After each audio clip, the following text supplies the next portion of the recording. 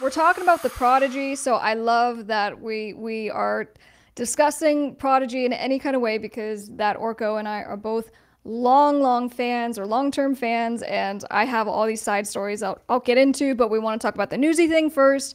So, they had their first show Yeah. after the passing of frontman Keith Flint, and this was back in 2019, so it's been a hot minute. So I think you're going to pull up some of the footage from the show so Yep. we can kind of watch that and talk about it. But you guys in the chat, what do you think? Are you fans of the Prodigy? So I'm just gonna do the visualizer on this guy. And then Liam So Howlett this told the is crowd, oh, I was just going to quote, so from the show, Liam told the crowd, it's been a long effing time coming. Yeah, no, I mean this is crazy. So right now I'm playing footage from the Firestarter tribute. This is one where Keith Flint really just shined on the vocals and probably his biggest vocal, song where he was singing the lead on. So Prodigy consists of Maxim, Keith Flint, and Liam Howlett, and then they have guitar players from different bands, and they have a full live band. I've seen this band twice. Like it's honestly they're one of the greatest bands ever. I think Maxim is from Prodigy is one of the greatest hype men of all time, and I think that the energy that Keith Flint brought to the group was just he was a rock star. And you can actually find Keith Flint has a solo record, and you could find some of that material on YouTube. I would recommend checking it out. Like it was really good stuff. His solo rock band, but yeah, no, they're playing.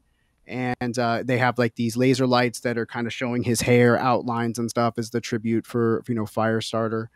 Um, And they did but play the hits. We had Firestarter, we had Smack My Bitch Up, Invaders Mustn't Poison, Die, yeah, oh yeah. I mean, just like Breathe. literally, if you ever have a chance in your life to catch a Prodigy show, Voodoo People, Their Law, need someone off that last record. Um, I highly recommend you check them out. The energy that is in it is that they have is just incredible. You can catch their performances on YouTube. Show love to the Prodigy. Show love to Keith Flint. Rest in peace. I can't even tell you what his death did to me.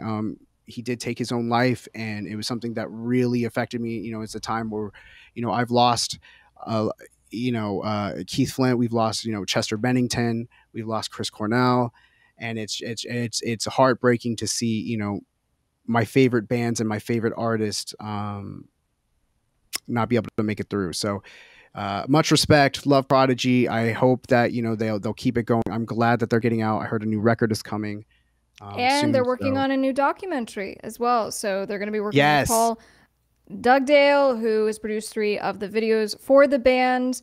And so, they released a joint statement announcing the documentary and dedicating the film to, of course, Keith Flint. And the quote goes, after the devastating pass of our brother Keith in 2019, the time feels right for us to tell the story of our band and all of it, the whole nine. It's a story yeah. of the chaotic and troubled journey of our gang, our band, the people's band, the Prodigy.